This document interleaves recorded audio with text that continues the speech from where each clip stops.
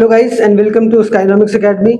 My name is Sunil Kumar Yadav और आज हम लोग बहुत ही शानदार तरीके से डिस्कस करेंगे determination of income and employment का पार्ट थर्ड। हमने ऑलरेडी पार्ट वन और पार्ट सेकंड में डिस्कस कर रखा है aggregate demand, autonomous investment, induce investment, है कि नहीं। तो हमने ये चैप्टर में देखा है अभी तक एग्रीगेट डिमांड के बारे में। आज जो देखेंगे वो एग्रीगेट सप्लाई के बारे में देखेंगे। अब एग्रीगेट डिमांड का सीधा सा मतलब क्या होता है भाई?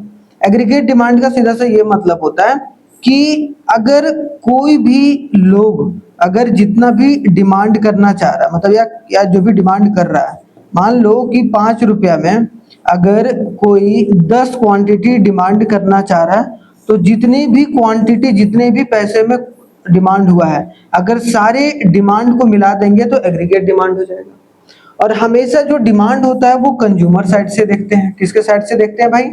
कंज्यूमर साइड से, है कि नहीं। सिंपल सा लॉजिकल है। दूसरी तरफ से अगर देखा जाए तो एग्रीगेट सप्लाई क्या होता है भाई? एग्रीगेट सप्लाई हमेशा जो होता है वो प्रोड्यूसर साइड से देखा जाता है। और ये इंपॉर्टेंट कॉन्सेप्ट है जो कि समझना है कि आखिरकार प्रोड्यूसर किस तरीके से कितना सामान जो है वो प्रोड्यूस करेगा, कितने रुपया में। अब ज्यादा रुपया आएगा भाई प्रोड्यूसर के पास तो वो ज्यादा प्रोड्यूस करेगा। सिंपल सा लॉजिकल आंसर है कि नहीं। तो हम लोग आज इस कॉन्सेप्ट को समझेंगे कि एग्रीगेट सप्लाई आखिरकार होता क्या है, किस तरीके से काम करता है।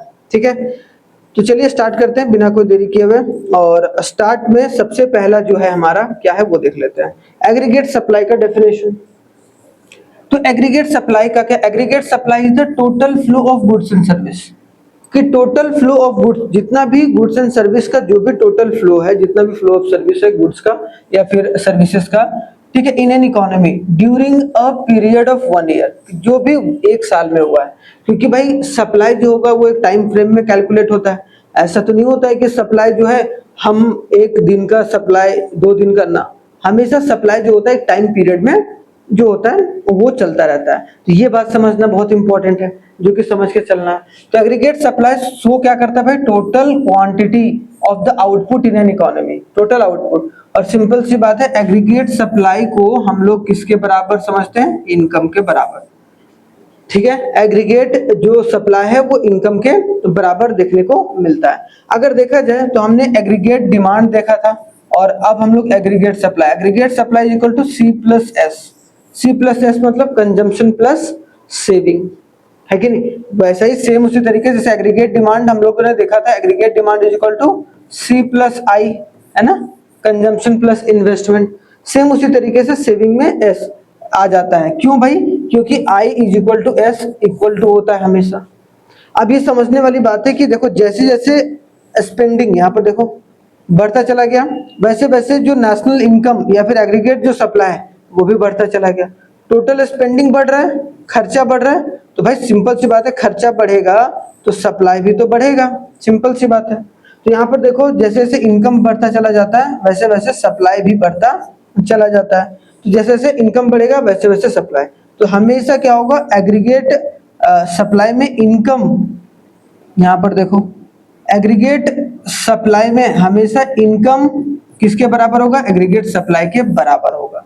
ये बात याद रखना हमेशा, क्योंकि जितना ज्यादा इनकम होगा उतना ज्यादा सप्लाई देखने को मिलता है कि नहीं। अगर इनकम कम होगा तो सप्लाई भी एक तरीके से कम देखने को मिलेगा। अगर इनकम ज्यादा होगा तो सप्लाई भी ज्यादा देखने को मिलेगा। लेकिन डिमांड में ऐसा नहीं है। डिमांड में एक तरीके से जितना ज्यादा आप पैसा को खर्च करोगे उतना आप सामान, उतना ज्यादा डिमांड तो क्रिएट होगा ही होगा, लेकिन वो किस पर डिपेंड करेगा? प्राइस के ऊपर बहुत ज्यादा डिपेंड करेगा। यहाँ थोड़ा सा इनकम से रिलेट करते हैं। ठीक है, आई होप सो ये वाला पॉइंट जो है वो समझ में आ गया होगा, इसमें दिक्कत परेशानी नहीं होगा। अब आते हैं कंपोनेंट क्या है भाई? तो aggregate supply is equal to C plus S. Aggregate supply क्या होता है? C plus S. जैसे कि एग्रीगेट डिमांड होता था सी प्लस आई, ठीक है, सी प्लस आई। अब उसके बाद हम लोग थोड़ा सा देखेंगे सेविंग फंक्शन। सी का मतलब यहाँ कंजम्पशन और एस का मतलब सेविंग। 2 कंपोनेंट होते हैं, ठीक है, एक है कंजम्पशन और एक सेविंग। वहां हमने इन्वेस्टमेंट के बारे में पढ़ा, वहां हमने कंजम्पशन फंक्शन के बारे में पढ़ा, है कि नहीं। हमने वहां ये पढ़ा था एग्रीगेट डिमांड में कि consumption function is equal to a, मतलब ए लिख लो या फिर C autonomous plus b by, अब बी का मतलब यहाँ पर क्या है भाई? एमपीसी है, मार्जिनल प्रोपेंसिटी टू कंज्यूम। ये हमने पढ़ा था वहां पर। आज जो है वो हम लोग सेविंग फंक्शन को देखकर चलेंगे। तो सेविंग फंक्शन क्या है भाई? Saving function shows the functional relationship between saving and income, कि इनकम एंड सेविंग के बीच का जो रिलेशन बताता है, जो रिलेशन को बताता है, क्या करता है, जो रिलेशन को बताता है, उसको हम लोग क्या बोलेंगे भाई? सेविंग फंक्शन बोलेंगे। क्या बोलेंगे? सेविंग फंक्शन बोलेंगे। बहुत इंपॉर्टेंट है, बहुत लॉजिकल है, जो कि आप समझकर चल सकते हैं। ठीक है, ये बात समझना है। तो सेविंग जो होता है और जो इनकम के रिलेशन को, वो सेविंग फंक्शन। यहीं पर अगर थोड़ा सा कंजम्पशन फंक्शन के बारे में रिवाइज कराऊं, तो कंजम्पशन फंक्शन क्या था भाई हमारा?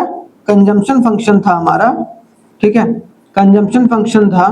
कंजम्पशन फंक्शन में इनकम और कंजम्पशन के रिलेशन के बीच के बारे में एड्रेस करता था consumption function. Saving function income और सेविंग के बीच में जो है रिलेशनशिप को एस्टैब्लिश करता है। तो आई होप सो कि सेविंग फंक्शन थोड़ा बहुत समझ में आ गया होगा। अब इसका एल्जेब्रिकली जो फॉर्मूला होता है वो क्या होता है वो समझना। देखो, अब सेविंग से ही आप उसके पहले कंजम्पशन का, consumption is equal to a plus b Y होता था भाई, ठीक है, a plus b Y consumption function है कि नहीं? इसको क्या बोलते थे हम लोग? कंजम्पशन फंक्शन बोलते थे, ठीक है। अब जो है saving function is equal to minus a, minus a. तो इस शुरुआत में क्या होता था? आपको मैंने बताया था कि जब आपका इनकम जीरो होता है तो आपका सेविंग माइनस में होता है। क्यों? क्योंकि आप कुछ ना कुछ कंज्यूम कर रहे होते हैं, है ना, कुछ ना कुछ कंज्यूम कर रहे होते हैं। तो शुरुआत में आपका जो सेविंग रहता है माइनस में। तो माइनस ए ऑटोनोमस मतलब क्या कि ऑटोनोमस कंजम्पशन जो रहता है वो हमारा माइनस। तो माइनस ए लिख लो या फिर सी ऑटोनोमस माइनस, बात बराबर है दोनों का, ठीक है। तो कंफ्यूजन नहीं होना है, ठीक है। जैसे जैसे इनकम बढ़ा भाई, जैसे जैसे इनकम बढ़ा तो आपका सेविंग भी एक तरीके से बढ़ता चला गया। देखो, फिर -25 हो गया, फिर जीरो आ गया, फिर एक ऐसा आया जहां पर अब जब जीरो कब आया भाई? जब जितना इनकम हुआ, इनकम के बराबर कंजम्पशन हुआ, ठीक है। यहां इस दौरान क्या था भाई? इनकम एक तरीके से कम था और आप कंजम्पशन ज्यादा कर रहे हो, समझ रहे हो? यहां पर क्या हो गया? इनकम ज्यादा हो गया और एक तरीके से कंजम्पशन आप कम कर रहे हो, तो आप सेविंग करना स्टार्ट कर दिए। सिंपल सी बात है कि नहीं? तो शुरुआत में देखो डिस सेविंग हो रहा है, नेगेटिव नेगेटिव से जा रहा है भाई, नेगेटिव से फिर जीरो पर आया, देखो यहाँ पर जीरो लाइन वाले पर। फिर उसके बाद धीरे धीरे करके सेविंग बढ़ना शुरू हुआ, उसके बाद धीरे धीरे क्या हुआ? सेविंग बढ़ना शुरू हुआ। तो याद करना कि जब इनकम जो होगा वो कम होगा कंजम्पशन से, तो हमारा क्या होगा? डिस सेविंग होगा। क्या होगा? डिस सेविंग होगा, डिस सेविंग। लेकिन जब हमारा कंजम्पशन और इनकम बराबर हो जाएगा तब जीरो होगा सेविंग। सेविंग कितना होगा भाई यहाँ पर? Saving is equal to zero. लेकिन जब income is greater than consumption तो हमारे यहाँ पर जो saving starts increasing, saving starts increasing, saving start हो जाएगा इंक्रीज होना, ठीक है। और ये डायग्राम है सेविंग फंक्शन का, उसको जरूर देखिएगा। ये प्रोपेंसिटी टू सेव कर्व है और ये हमने क्या करा? इतना हमने सेव करा। ये वाला पार्ट जो है वो क्या है? सेव वाला पार्ट है, ठीक है। तो आप इसका डायग्राम भी आप समझ सकते हैं और चीजों को आगे लेकर चल भी सकते हैं। तो आप स्क्रीनशॉट भी ले सकते हैं थोड़ी देर, ठीक है, देख लीजिए, स्क्रीनशॉट ले लीजिए। क्लियर हो गया यहाँ पर? कोई दिक्कत नहीं, आगे देखो नेक्स्ट। आगे अगर देखा जाए प्रोपेंसिटी टू सेव। अब प्रोपेंसिटी टू सेव का मतलब क्या है? प्रोपेंसिटी टू सेव का मतलब है कि जो प्रोपेंसिटी टू सेव में दो, एक एवरेज प्रोपेंसिटी टू सेव और एक मार्जिनल प्रोपेंसिटी टू सेव, ये दो प्रोपेंसिटी एक तरीके से आपको देखने को मिलता है। अब यहाँ पर समझना पहले क्या होता है एवरेज प्रोपेंसिटी। जैसे कि हमने देखा था प्रोपेंसिटी टू कंज्यूम में मार्जिनल प्रोपेंसिटी टू कंज्यूम और एवरेज प्रोपेंसिटी टू कंज्यूम।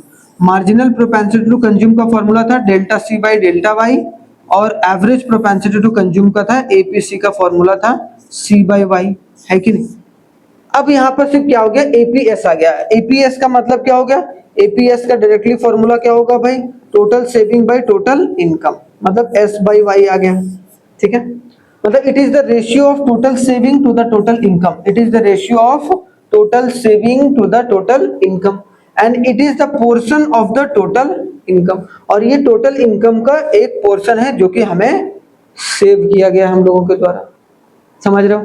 तो ये इंपॉर्टेंट है जो कि आप समझकर चल सकते हैं, इंपॉर्टेंट है। देखो यहाँ पर इनकम शुरुआत में जैसे जैसे इनकम बढ़ा बढ़ा बढ़ा, सेम उसी तरीके से जो हमारा देखो जो सेविंग है, सेविंग देख रहे हो, सेविंग क्या हो रहा है, धीरे धीरे कम होकर फिर सेविंग मतलब सेविंग बढ़ रहा है एक तरीके से, या फिर बोला जाए यहाँ पर सेविंग हम लोग पहले से ज्यादा कर रहे हैं। क्यों? क्योंकि हमारा इनकम जो है बढ़ा है। अब अगर मान लो कि यहाँ पर निकालना होता कोई एक पॉइंट पर, ये इस पॉइंट पर, तो हमारा टोटल इनकम कितना है भाई?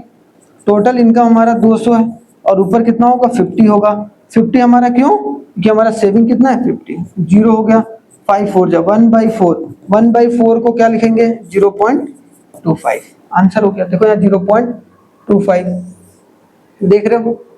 तो एपीएस सिंपल सा है कि it is the ratio of total saving to the total income. Total saving और टोटल इनकम के बीच का रेशियो को ही हम लोग एवरेज प्रोपेंसिटी टू सेव बोलते हैं। ठीक है, तो आई होप सो ये चीज क्लियर होगा। आगे बढ़ा जाए।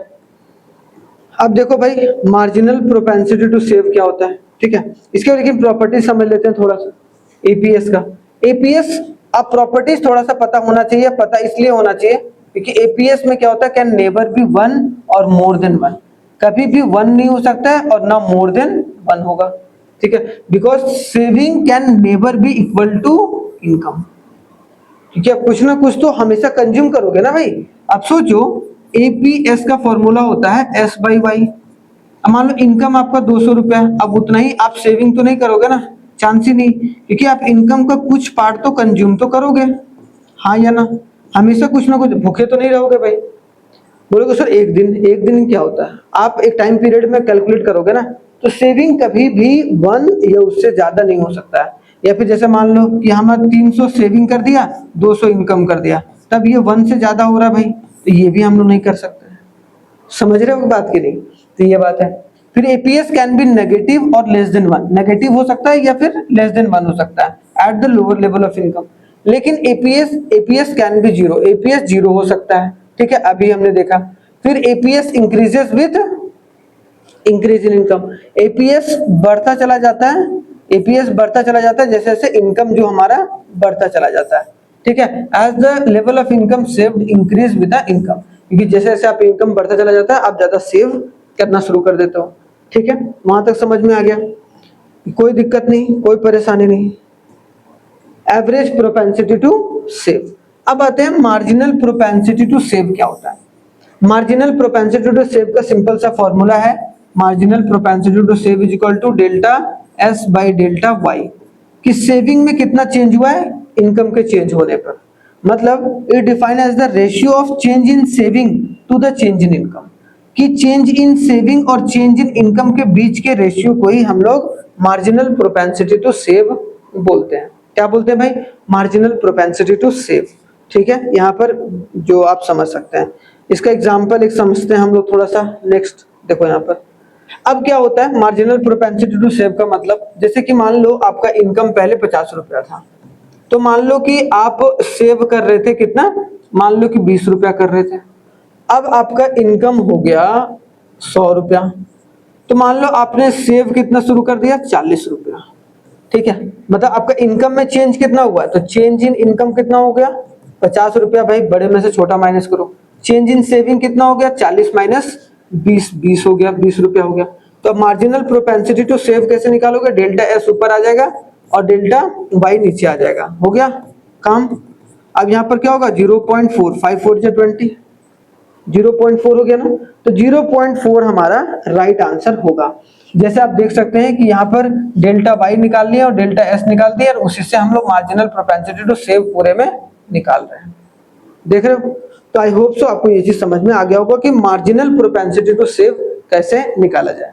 ठीक है, क्लियर हो गया? अब आप इसके प्रॉपर्टीज में, अब प्रॉपर्टीज को समझना। एमपीएस जो है वो 0 से 1 में, क्या 0 से और 1 के बीच में रहता है हमेशा एमपीएस। ठीक है, पहली बात।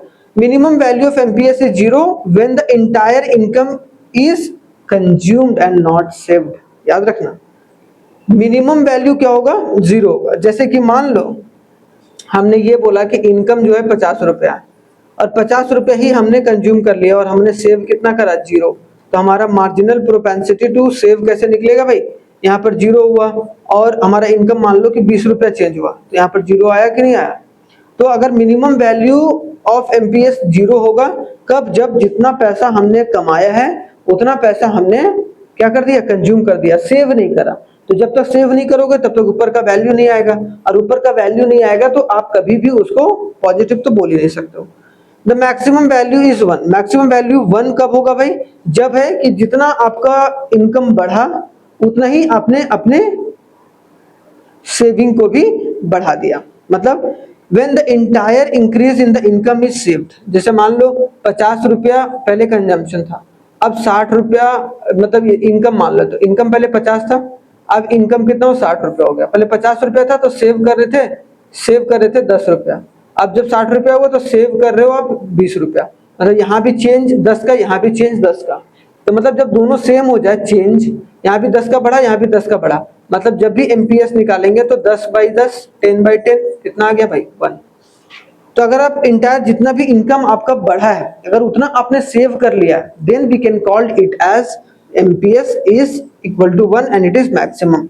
MPS for a developed economies are high, हमेशा एमपीएस जो रहता है मार्जिनल प्रोपेंसिटी टू सेव वो हमेशा ज्यादा रहता है। मतलब इनकम जितना ज्यादा बढ़ता है फिर उसी के प्रोपोर्शन से वो अपनी सेविंग को भी बढ़ाते चलते हैं।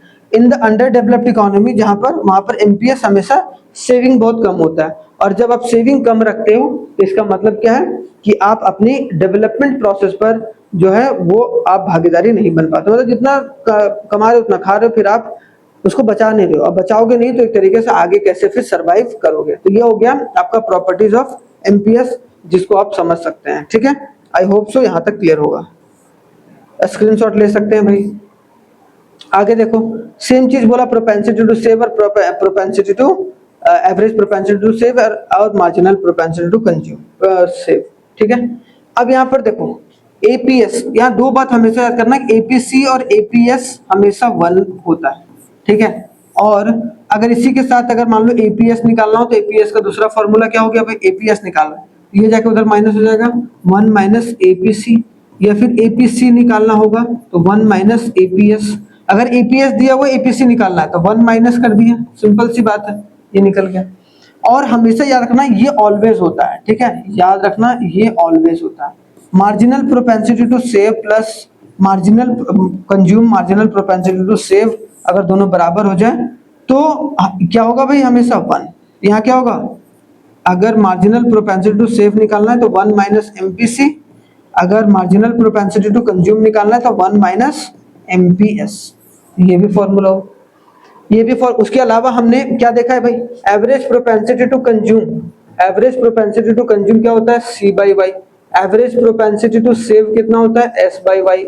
मार्जिनल प्रोपेंसिटी टू कंज्यूम क्या होता है, delta C by delta Y. ठीक है, और मार्जिनल प्रोपेंसिटी टू सेव कितना होता है भाई, delta S by delta Y. ये भी 4 फॉर्मूला आपको याद रखना। उसके अलावा भी क्या कौन सा फॉर्मूला है जो कि इंपॉर्टेंट है, जो कि आप समझ सकते हैं, एक है C is equal to consumption function, तो यहाँ पर A आ जाए या फिर आप C ऑटोनोमस प्लस BY, दोनों में से कोई सा भी एक लिख सकते हो। मतलब C is equal to A plus BY भी हो सकता है, और यहाँ पर C is equal to C autonomous plus BY भी हो सकता है। समझ रहे हो, ऑटोनोमस कंजम्पशन। और इसी तरीके से अगर हम saving function is equal to minus A plus 1 minus BY, 1 minus B का मतलब क्या हो गया भाई, यहाँ पर 1 माइनस एमपीसी, और 1 माइनस एमपीसी के बराबर क्या होता है, 1 माइनस एमपीसी के बराबर एमपीएस। तो डायरेक्टली आप यहाँ पर एमपीएस भी लिख सकते हो। जब इसके न्यूमेरिकल्स में कराऊंगा तो उसमें और भी शानदार तरीके से बताऊंगा, बस ये भी चीज थोड़ा थोड़ा आप लोग समझ में आ जाना चाहिए। अब यहाँ देखो 1 माइनस बी था, अब यहाँ पर बोलोगे कि सर यहाँ 1 माइनस बी था तो 1, इसको हम लोग दूसरे तरीके से लिख सकते हैं ना, S is equal to minus A plus MPS और वाई, एमपीएस और वाई दोनों इनटू में होगा। ठीक है, तो ऐसे भी लिख सकते हो भाई। ठीक है, तो फॉर्मूला ये है जो कि आपको इंपॉर्टेंट तरीके से याद रखने हैं। ठीक है, आगे आते हैं भाई, नेक्स्ट आगे आ जाओ। वही इक्वल टू 1 है, सेम जैसा कि अभी मैंने बताया, एमपीसी और एमपीएस इक्वल टू 1 ये भी है, जिसको आप समझ के चल सकते हैं। तो इतना जो है वो इम्पोर्टेंट कॉन्सेप्ट जो था वो आप लोगों को देखने को मिलता है। ठीक है, जो कि आपको समझ के चलना है, जो कि आप चीजों को आसानी से आप समझना तो बहुत मुश्किल है भाई, क्योंकि आपके कॉन्सेप्चुअल बेस्ड क्वेश्चन बहुत आते हैं। तो आपको समझकर और बहुत अच्छे तरीके से एनालाइज करके चलिएगा इस चैप्टर को। आगे होगा हम लोग नेक्स्ट जो पार्ट पढ़ेंगे वो हमारा क्या रहेगा, शॉर्ट रन इक्विलिब्रियम आउटपुट। याद रखना ये चौथा पार्ट होगा हमारा, फिर पांचवा पार्ट में ये पूरा determination of income and employment खत्म हो जाएगा। अगर आपके पास दूसरा बुक होगा तो शॉर्ट रन इक्विलिब्रियम आउटपुट जो होगा वो हम लोग नेक्स्ट क्लास में डिस्कस करेंगे। एक चैप्टर ही है आपके सब्सिडियरी बुक में, तो उसको ध्यान से देखेंगे। ठीक है, चलिए थैंक यू वेरी मच, जय हिंद। मिलते हैं हम लोग नेक्स्ट वीडियो में बहुत ही शानदार तरीके से।